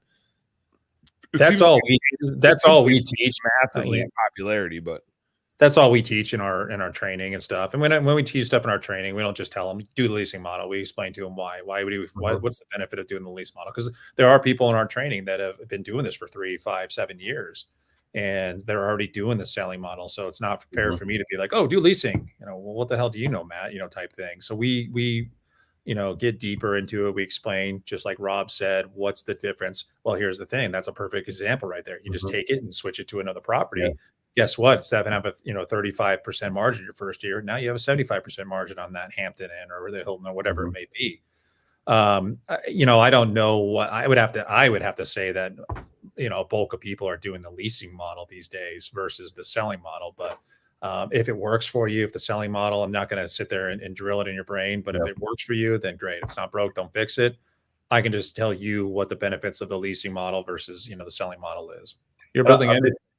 The friends of mine I've got a buddy in the Ohio, Indianapolis area that he sells it. And so his retention rate is like ridiculous, like 90-95%, because that second year pricing is so much less. And like that's the biggest benefit, but you lose control, you lose there's a lot of downside to it. Yeah. But I mean, he's doing $1 million plus in lights. Like it's crazy to see that. And granted, when you start running the numbers and looking at it, it's like, okay, yeah, leasing makes sense to do it that way. And then it's just a matter of educating competitors so they understand and see that value as well. So yeah, but I mean, going, another point is you try to sell your company. You're selling yours, he's selling his. You've got inventory you can sell. You've got whatever you're sitting on, $75,000-$100,000 of inventory of product that can be sold into that sales stuff. So for me, I've got several $100,000 in inventory that if I ever sell the company, it's going to go along with it and bring my value up. And that would just make it's so much stickier for the clients in that case, because you own the lights, right? And if they go anywhere else, they're going to have to rebuy. They're going to have to repay for that stuff. Yeah. So I feel like just my assessment is it's stickier if you own their lights. Like you're maintaining it for them, blah, blah, blah, blah, blah. But also if they go anywhere else, they're like giving that up. And so there's just this weird sunk cost factor that they have to deal with, which like sunk costs are sunk costs. They're that for a reason. They don't really matter, but intuitively, like up here, they matter to people, even though they like economically they shouldn't. But people don't want to give up stuff. It's the same reason why if you sent out an email and said, hey, if you book now, you get 25% off. That could be the same as saying, hey, you have a credit of $100 on your account, but it expires in 2 weeks. $100 is $100, whether you book a $400 job and get 25% off, or if you have $100 credit on your account. But it feels way different to think you have $100 and that you're going to lose it, right? To think that you've got these lights and you're about to lose them if you go somewhere else. It's just a weird sticky factor of the leasing model that I like. So Dan, bookkeeping wise, I saw a reel today, and it's like the guy has to explain to his girlfriend or wife or whatever about, you know, making money. She said, I made $150 today. And he's like, how'd you make $150 today? I sent $150, you know, I sent all these purchases back from Amazon. He's like, no, you didn't make $150, babe. You spent $300 and you got $150 back. Yeah, I made you $150. Matt and I covered this before you were on here. Matt and I already covered going broke, saving money. I saw that one. I know exactly what you're talking about. That's hilarious. He's like, I don't understand. You didn't make. That's funny. Yeah, and there's a great Cosby. By the way, Jairus says, "What's up?" Says, "What's good?" There's a Cosby Show episode, and Claire comes in and she's like, Bill, I saved all this money on this and this and this and this. And he's like, Claire, we can't afford for you to continue to save money on these things. Please stop. You know, like, yeah. So great. Speaking of reels, I saw one that literally made me laugh later in the day. And then I had to try to like explain this to my wife because I was sitting by Marty and it just made me laugh. And I was like, oh crap, now I have to explain this and it's gonna like be awkward. But it was a great reel. I like saw it this morning, just flipping through my phone, and it was a husband and wife saying, "Hey, okay, bye," and then the dude's work wife ran up, right, like the gal that he works with at work, and he's like, "Oh, this is my work wife," ha ha ha ha, and the wife is standing there like, "Oh, nice to meet you," blah blah blah blah blah, and then the dude kisses the work wife, and his real wife is like, "What the fuck's going on here?" And he's like, "Well, it's my work wife." Like, yeah, we kiss, you know, like we're married. And she's like, what do you mean you're married? And he's like, yeah, I mean, I told you we had a wedding. Hell, I told you when we were honeymooning. And she's like, I thought that was a business trip. Like, I thought you were just joking. And so like this goes on for a little bit. And then the real wife is like, is there anything else you need to tell me? And this kid comes running in from gives him and his work wife a hug. And then it just kind of ends. And I was like, oh my God, that's just so funny. Bryn, who used to be my admin, like that was like what I called her to Marty was like, yeah, my work wife Bryn needs me for this thing. Like it was just the nomenclature we used. And I just like literally I was sitting there across from Marty, like eating lunch today because we were both working from home. And we're like, we worked out and we're scarfing down some food. And I just cracked up laughing just thinking about it. Man, they nailed it. They nailed it. SNL skit. Yep, the life wife and the work wife. Yeah, it might as well have been. It's just when that kid came running out, it's just like, oh, they went there. I loved it. So let's wrap this baby up. CLIPACon 24 May. I have it on the website. That's why I'm looking above you guys on the thing because I got the website up right here. It's on the ticker, y'all. But if you're watching right now, let me do a little screen share so you can see this beautiful website that Matt has. Go check out clipa.com/clipa-con. It's way harder to say. Just go look at the thing on the thing. Jairus. Yeah, you can find it. 84 days. Oh boy, I better get my ass in gear on that one. Tell Courtney to step it up. Yeah, beautiful result.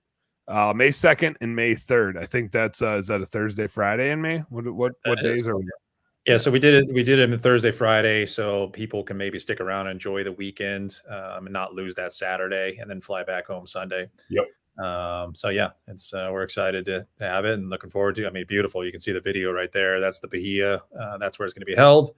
And we're right there. So we're going to have our social event right there on the beach. So looking forward to it. And let's hope it's not May Gray in San Diego. There's the boat we're doing the social. Is that the boat we're on? Rob, That's we can totally jig off the side of that. We can totally fish right off the side of that.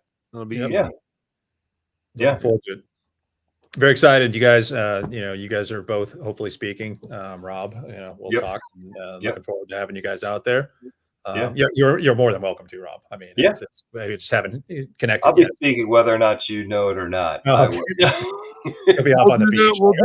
We'll do the ventriloquist gig. Yeah. Looking forward to it though. It's gonna be fun.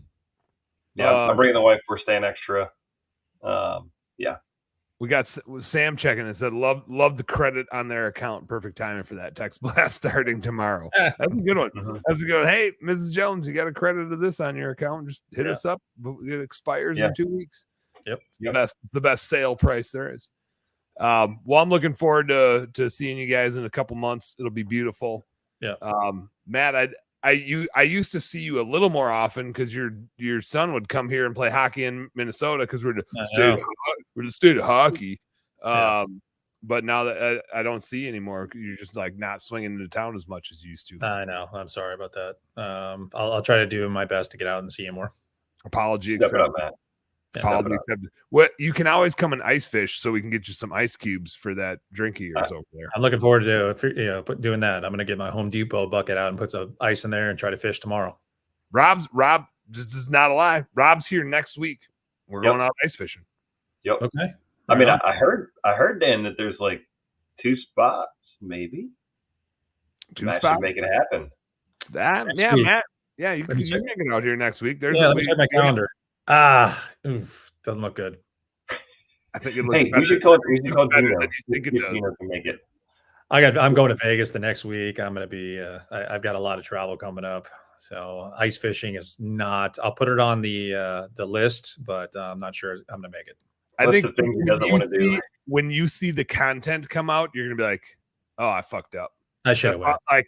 You're gonna see what we're doing, and you're gonna be like, "Oh, I didn't know it was that." Yeah. So I'm not going to tell you what that is, but you're just going to have to see what happens. And then you'll be like, oh, like you're going to be texting me like, Dan, are you going to do this again next year? Can you put me on the invite list next year? I'll make you so much jealous. I've been ice fishing in Quebec City. So it's not what we do. It's not what we do. You don't drill a hole, sit in an igloo and drill a hole in the ice and fish and drop your anchor. And we sit in a camper where it's 70 degrees. You're sitting in you're sitting in jammies and slippers. You're pulling fish up through the floor. Maybe not. You can put some tip ups aside. You're watching. You got the big screen TV. You're watching whatever you want to watch. I'm cooking. I'm probably cooking some venison. I'm gonna cook a lot of venison. Every once in a while, you run out in shorts and a t-shirt to go get a tip up, and it's kind of like a cold plunge. You're just like, well, let's go. And then every once in a while, somebody's got to go fill the generator up. The ice fishing boards are going crazy right now about what you just said. They do not like you. No, this is how you do it in northern Minnesota. There'll be thousands of fish houses, like camper style fish houses out on the lake. It's just what we do in northern Minnesota. It's it's exactly what we do. That sounds pretty fun, actually. Never done it before. I was to say, like when you see it, like you got a big table in the back. This is my fish house. Big table in the back, playing board games. Usually the hardest part of the day is like, okay, I had the Baileys and the coffee. Now do I want a Bloody Mary or do I want like a screwdriver? And it's like figuring out maybe even a beer, like trying to figure out how to pace yourself all day. And that's like you really got you pace yourself until a nap, and then you rally and keep going. Take a nap. You got to go in. The lake we're on is one of there's a few places in Minnesota where they're grandfathered in from like the food code, so the restaurants can cook your food. So you take your fish into the bar, like I clean them, but then you cut them up and they fry your fish and bring it back out to you. So it's like you pay them full price too. You do pay them full price. Yeah. You pay them full price. That's cool. Yep. All right. Sounds fun. It's a gimmick. It'd be cool. We'll rub it in when you're not there. We'll be sending you selfies. We'll make sure to tag him like every time that you go live, Dan. Perfect. Sounds good. Sounds good. Love it. Well, Matt, thanks for tuning in. Business nerds, go check out that CLIPA website. Rob's gonna be there. I hope Matt's going to be there. Matt better be there. I might be there. I'm going to be there unless I get COVID right beforehand again. Mm-hmm. But I don't see that happening. I don't No. see that happen. And if it happens this time, I'm going to come and I'm just going to dish it out. Blame it on California. Yeah, you're going to get whatever I got. I'm coming. I don't care if I'm ill. I don't care what's going on. I'm coming. You're just going to have to deal with me. But I'm looking forward to getting back to CLIPCon. It'll be a blast. Rob, are we going to ride a scooter tandem? Do they have scooters in San Diego? We were watching Old Dads. Dads. It's a new movie on Netflix. But he's like ragging on all the stuff about the scooters, and then like near a later point in the movie, he's like, "All right, man, we're stuck in traffic." Hops on a scooter, and then like the guy jumps behind the other guy, and I'm like, "That was me and Dan." Let me guess, St. Louis. That was St. Louis.